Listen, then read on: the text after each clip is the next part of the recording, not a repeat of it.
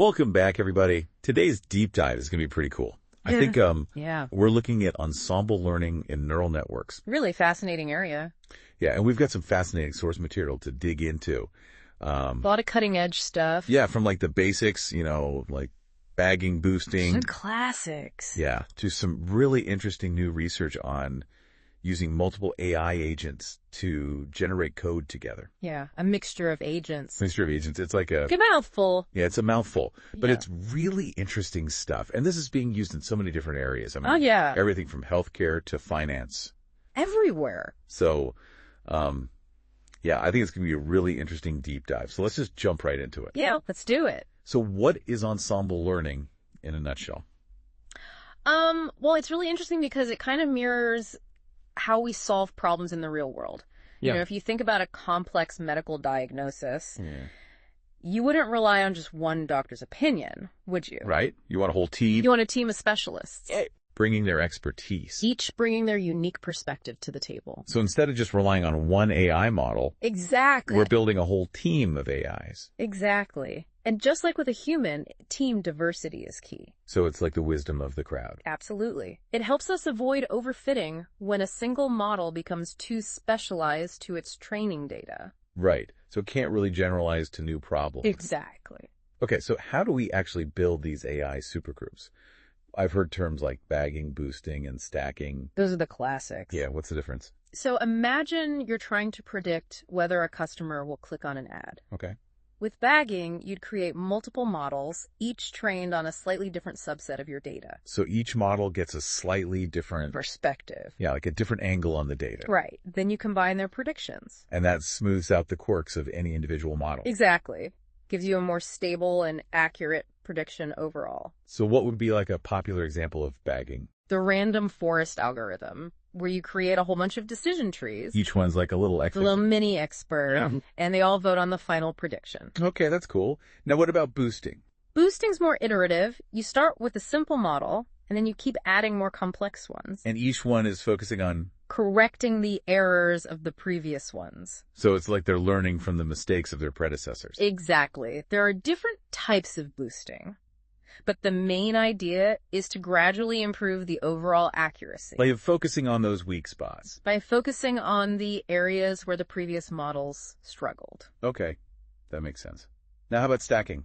Stacking is where things get really interesting. It's like assembling an all-star team of AI experts and then having an even smarter AI figure out how to best combine their predictions. So we have an AI managing other AIs. Yeah, it's called a meta-learner. Wow. Its job is to learn for the predictions of the base models and figure out how to weight them for optimal accuracy. So it's like the conductor of an orchestra? Perfect analogy. Stacking can be computationally expensive, Yeah. but it often leads to really impressive results. Especially in like competitions and stuff. Yeah, like Kaggle.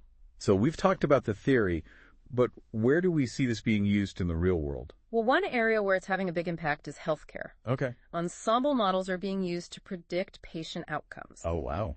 identify individuals at risk of certain diseases, and even personalize treatment plans. So it's like giving doctors more information. Give more informed decisions, Oh. potentially saving lives. Yeah, that's incredible. Think about diagnosing a complex condition like cancer. Oh, yeah. You might have models analyzing medical images, genetic data, patient history. Combining those perspectives can lead to much more accurate and early diagnosis. Wow, that's amazing. What about other fields? Finance is another big one. Ensemble models are used for everything from credit risk assessment to fraud detection. By analyzing vast amounts of data and combining the insights of multiple models, financial institutions can make more accurate predictions and manage risk more effectively. So it's helping banks make smarter loans and protect people from scams. Absolutely. Okay, so we see it's being used in healthcare finance. What about some other, maybe more cutting-edge examples? Like, I'm intrigued by this mixture of agents framework for code generation. That's pretty cool stuff. Yeah. Is one of the more cutting-edge applications of ensemble learning, specifically in the realm of large language models, or LLMs. Oh, yeah, those are the brains behind AI systems that understand and generate text. Right, they're behind chatbots, language translation tools, Yeah. but they can also be used to generate code. Oh, wow. And this mixture of agents framework takes it a step further. What does it do? It coordinates multiple LLMs to work together on complex coding tasks. So it's like having a team of AI programmers. Exactly. Each LLM has its own strengths and specialties, Yeah. and this framework allows them to communicate, share code snippets, and refine each other's work. It's like they're pair programming. Pretty much. That's wild. Yeah, and to evaluate this, they use this benchmark called HumanEval. Okay, remind me what HumanEval is again. It's basically a test of how well an AI model can understand a problem and write code to solve it. They give it a bunch of coding challenges. It's like a coding interview. Yeah, and it's not just about whether the code runs without errors. It's also about whether the logic is correct and can handle different situations. Okay, so they use this HumanEval to test this mixture of agents framework. Yeah, and they actually found that using this approach, They did better. they did slightly better than using just one LLM on its own, which is pretty Our exciting. 2 AI heads are better than 1. It seems that way. Okay, so we've got these AI models generating code, critiquing each other, all this stuff. It sounds super complicated. It is. How do researchers keep track of all of this? That's where tools like race and biases weave come in. Yeah, I remember you mentioned that earlier. It's a tool that lets researchers track every step of the process, from how prompts are given to each LLM to how they interact and how the final code is generated. So it's like having a detailed log of everything that's happening. Precisely. Imagine trying to understand how these LLMs are interacting and influencing each other without a way to track their every move. It would be impossible. It'd be a nightmare. Weavy gives that transparency and insight to really understand how these complex systems work. Okay, that makes sense. So we've talked about the basics of ensemble, learning these different techniques like bagging, boosting, and stacking. Right. And we've seen how it's being used in a bunch of different fields. Yeah, healthcare finance code generation.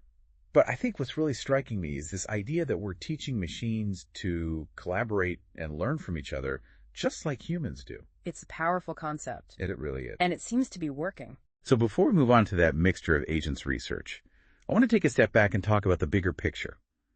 What are some of the broader implications of this? Does this success on the HumanEval benchmark tell us anything about the future of AI code generation? I think it points to a future where AI is going to play an increasingly central role in software development. So are we all going to be replaced by AI programmers? I wouldn't say replaced, but definitely augmented. I think we're moving towards a future where AI will be an integral part of the software development process. So more like AI assistants working alongside human developers. Exactly. Imagine having an AI that can help you write code faster, catch errors before they become problems, even suggest new approaches you might not have thought of. That sounds amazing. Oh. But it also raises some questions like, if AI is getting so good at coding, what does that mean for us human programmers? Will we all need to learn new skills to stay relevant? That's a great question, and I think it's something we all need to be thinking about. Yeah. That technology is evolving rapidly, Yeah. and the skills that are in demand today might be very different tomorrow. So what advice would you give to aspiring programmers or even seasoned developers who are wondering how to navigate all of this? I think the key is to be adaptable and embrace lifelong learning. Always be learning. The specific tools and technologies might change, but the fundamental principles of problem-solving logic and design will always be relevant. So don't just focus on mastering one particular language or framework, but Right. really develop those core skills. Exactly. And don't be afraid to experiment with new tools and technologies. The more you expose yourself to different approaches, the better equipped you'll be to navigate this evolving landscape. This is also fascinating. We've gone from talking about AI supergroups to the future of coding, all thanks to this deep dive into ensemble learning. It's amazing to see how this concept is not only advancing the field of AI, but also making us think about our own roles in a world where AI is becoming increasingly capable. It really highlights how AI is not just a tool, but a reflection of ourselves. The way we're teaching machines to collaborate and learn from each other mirrors our own human processes. And the insights we gain from these AI systems can help us better understand ourselves and the way we think. Yeah, it's like we're looking in a mirror, but the reflection is becoming increasingly intelligent and complex. Exactly. And it's a reminder that as we develop these powerful AI systems, we need to consider not just their technical capabilities, but also their ethical implications and their potential impact on society. Right. So we've touched on some of the positive applications like in healthcare and finance. Yeah. But what about the potential downsides? Could ensemble learning be used for less noble purposes? It's definitely something to be aware of. Like any powerful technology, ensemble learning can be used for good or bad. It's up to us as developers, researchers, and policymakers to ensure that these technologies are developed and used responsibly. So it's not just about making AI smarter. It's about making sure it's aligned with our values Exactly. and used to benefit humanity. Absolutely. And that requires ongoing dialogue, collaboration, and a commitment to ethical principles.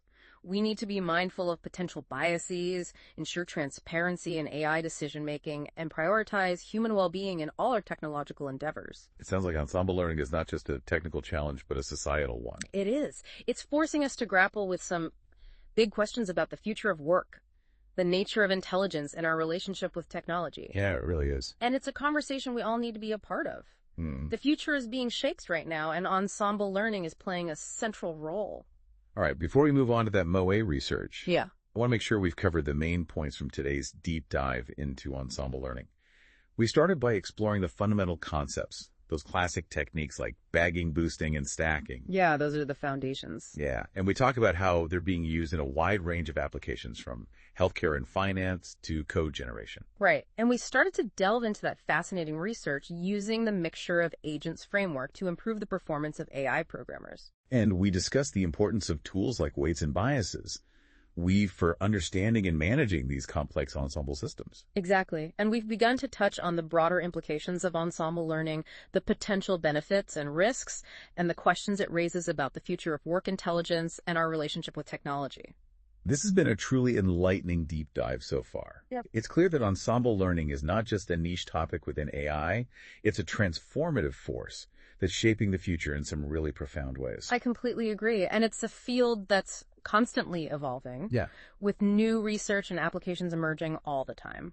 So to our listeners, we encourage you to keep exploring, stay curious, and engage in these important conversations about the role of AI in our lives. Because the future is collaborative, It really is. and it's being built one ensemble at a time. So let's take a closer look at that MOA research and see how it's really pushing the boundaries of what's possible with ensemble learning. Sounds good. Let's dive in.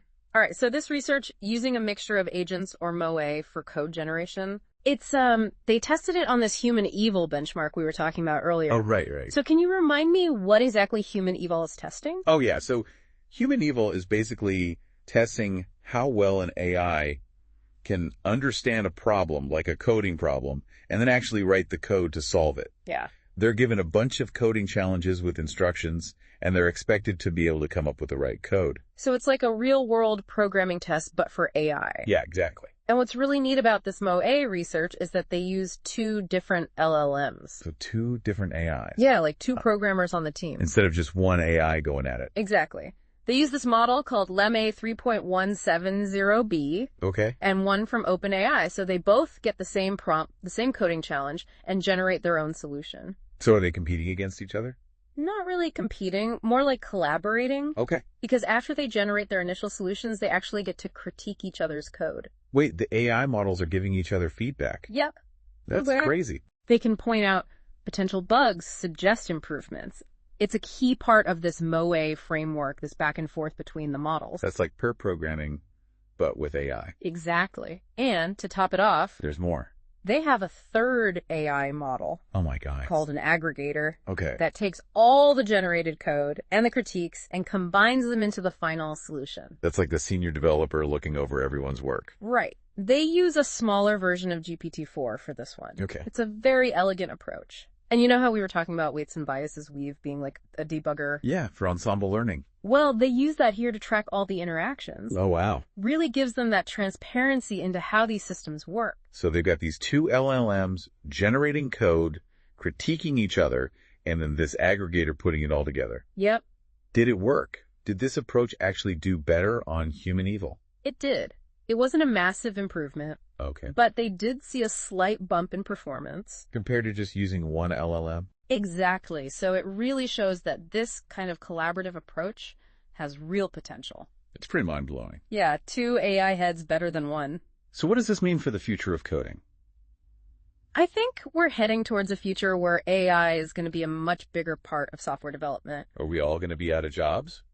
I wouldn't say replaced, but definitely augmented. Okay. Like imagine having an AI assistant that helps you write code faster, catches errors, suggests new approaches. It's like having a superpowered pair programmer. Yeah, exactly. It would free up developers to focus on the more creative, strategic aspects of their work. That does sound pretty awesome. Yeah. But it also makes me wonder, if AI is getting so good at this stuff, what does it mean for human programmers? Do we all need to learn new skills? That's a really good question, and it's something we should all be thinking about. The tech world moves so fast. Yeah, it does. What's in demand today might be completely different tomorrow. So what advice would you give to someone who's maybe learning to code right now, or even someone who's been doing it for a while and wants to stay ahead of the curve? I think the key is adaptability and lifelong learning. Yeah, never stop learning. Exactly. The tools and technologies are always going to change, but those core skills like problem-solving logic and design, those are timeless. So don't get too hung up on mastering one specific thing. Right. Focus on those core skills and be open to learning new things. Experiment with new tools and technologies. Stay curious. This is all so interesting. It feels like we've gone from AI supergroups to, like, the future of work in just a few minutes. It is pretty wild, and it all comes back to this idea of ensemble learning, teaching machines to collaborate just like we do. It's amazing how it's not just changing AI, but also making us rethink our own roles in this increasingly tech-driven world. It really highlights how AI is becoming more and more like us. We're teaching it to learn from each other. Right. And now we can learn from it too. It's like we're looking in a mirror. But the mirror is getting smarter. Exactly. And we need to make sure that as these AI systems get more powerful, they're aligned with our values and used for good. So it's not just about making AI smarter, it's also about making sure it's ethical. Absolutely. We need to think about potential biases, transparency in decision-making, Yeah. making sure it benefits all of humanity, not just a select few. Ensemble learning isn't just a technical challenge, it's a societal one. It is. It's forcing us to ask some really big questions about the future of work, what it means to be intelligent, and our relationship with technology. Okay, so before we get too philosophical, Right. I want to make sure we've covered the main points from this part of the deep dive. We started by talking about the MOE framework for code generation Right. and how it was tested on HumanEval. And we saw that 2 AI heads are better than 1. We talked about the role of weights and biases weave in understanding these complex systems. Essential for transparency. And then we got into some bigger questions about the future of coding and the impact of AI on the workforce. The ethical consideration. This has been a really thought-provoking discussion so far. It has. It's clear that ensemble learning is a game changer, not just in AI, but in so many other areas. I agree. And it's just the beginning. So to our listeners, we encourage you to keep learning about this stuff. It's fascinating and important. It really is shaping the future. So now that we've got a good grasp of this MOE research, let's zoom out a little bit and look at the broader landscape of ensemble learning. Let's do it. There's a lot more to explore. It's amazing to think how far we've come with this stuff. I know, it's really cool. You know, we were just talking about how AI can write code, Yeah. and it's all thanks to ensemble learning. And it all goes back to those early days of machine learning. But it's really exploded with deep learning and these powerful neural networks. Yeah, it's like we've taken this idea of human collaboration Yeah. and applied it to AI. Exactly. And it's not limited to any one type of model or algorithm. You can use ensemble learning with all sorts of AI. So we've talked about healthcare finance code generation. It feels like this could be used for anything. Oh, absolutely. Think about environmental science, Oh, yeah. analyzing climate data, developing sustainable solutions, or education, Oh, that's interesting. personalizing learning experiences for each student. So ensemble learning could help solve some of the biggest problems we're facing. I think it has that potential. That's pretty exciting. And we're still just getting started. It really feels like we've just scratched the surface. Yeah, we've opened a door to a whole new world. So as we wrap up this deep dive into ensemble learning, what would you say is the most important thing for our listeners to take away? The power of collaboration. Yeah. Ensemble learning shows us that by combining different perspectives working together, we can achieve amazing things. And that's not just true for AI. It's true for everything we do. It's a good reminder that even in this age of AI, our ability to collaborate is what makes us human. And by using that ability, by embracing these principles of ensemble learning, I think we can create a better future for everyone. That's a great message to end on. So to our listeners, think about how you can collaborate in your own lives. Seek out different perspectives. Work together to build something amazing. And if you're interested, learn more about ensemble learning. It's a fascinating field with so much potential. Thanks for joining us on this deep dive. We'll see you next time.